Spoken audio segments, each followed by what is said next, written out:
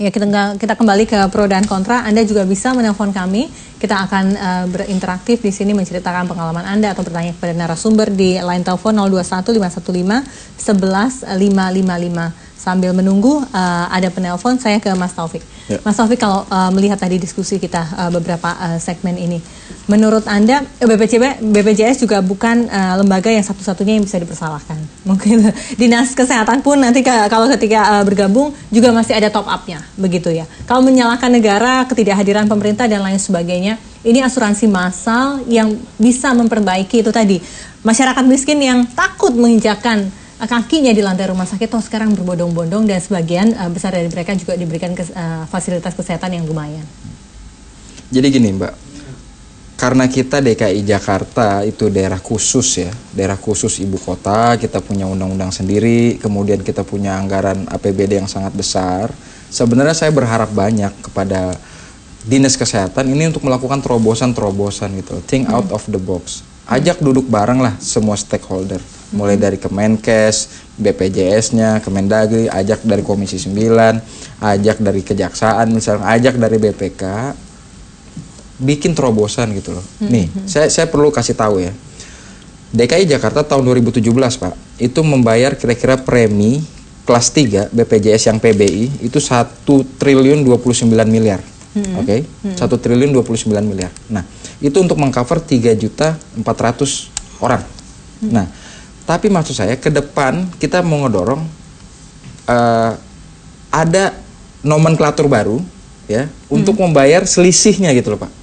Sederhananya gini deh. Jadi dibiayai oleh Pemda. Gitu, misalnya paket sakit paketnya 10 juta yang ditanggung BPJS. Tapi begitu dia sakit di rumah sakit, ternyata habisnya sampai 15 juta gitu. Nah, maksud saya 5 jutanya ini yang dibayar oleh Pemda DKI. Di luar dia bayar nomenklatur PBI-nya. Nah, itu kan sebuah terobosan-terobosan. Artinya masyarakat miskin tidak perlu lagi berpikir untuk keluar duit. Saya sedih Pak. Bayangin coba.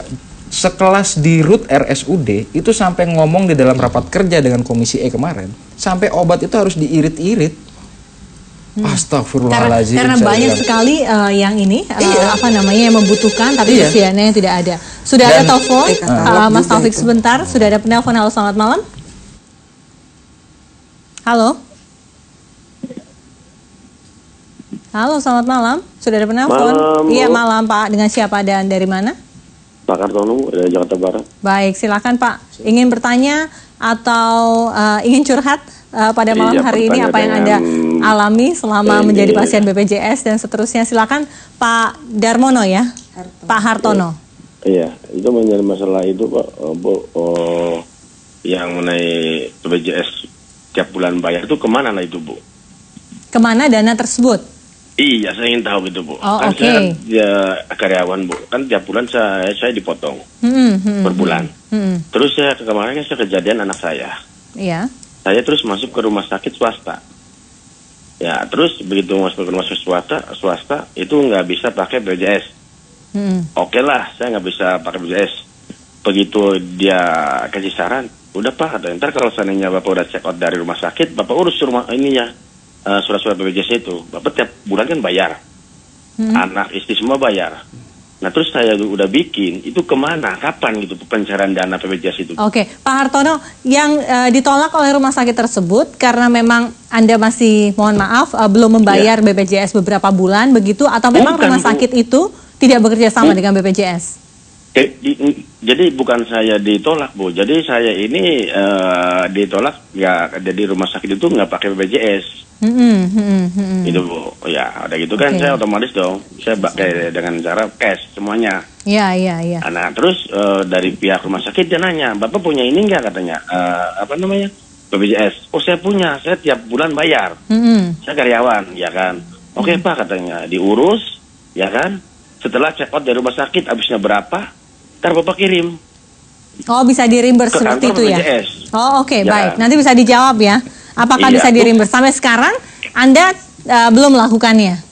Belum melakukan, nggak ada kabar. Oke, apakah bisa seperti itu? Seperti itu ya? Apakah bisa seperti itu? Iya, makanya saya nanya kemana BPJS saya tiap bulan dipotong itu, Bu. Baik, Pak Hartono, terima kasih. Tolong, Bu, iya, Bu. Baik, terima kasih. Selamat malam, Pak Hartono. Kemana uang BPJS yang sudah tiap bulan dibayar begitu pasti ke kas negara. Ya. Tapi yang dia persoalkan lebih kepada memang ada sistem reimburse, Pak? Tidak ada. Jadi sifatnya adalah satu, ini sebuah wajib bagi seluruh penduduk Indonesia yang sampai dengan 1 Januari 2019 itu universal health coverage. Jadi wajib sifatnya bagi seluruh penduduk Indonesia dan pekerja asing yang bekerja berdomisili 6 bulan atau lebih di Indonesia.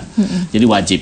Kedua, ini ada dana amanat dan sifatnya gotong royong. Jadi Bapak membayar itu walaupun Bapak tidak memanfaatkan untuk membantu saudara-saudara kita yang membutuhkan.